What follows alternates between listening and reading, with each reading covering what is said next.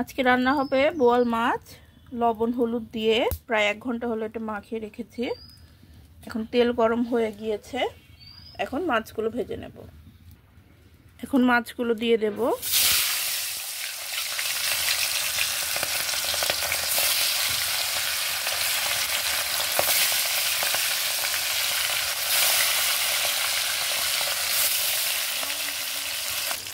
মাছগুলো লাল লাল করে ভেজে নেব। মাছের এক পাশ ভাজা হয়ে গেলে আর এক পাশ উল্টে দিয়েছি।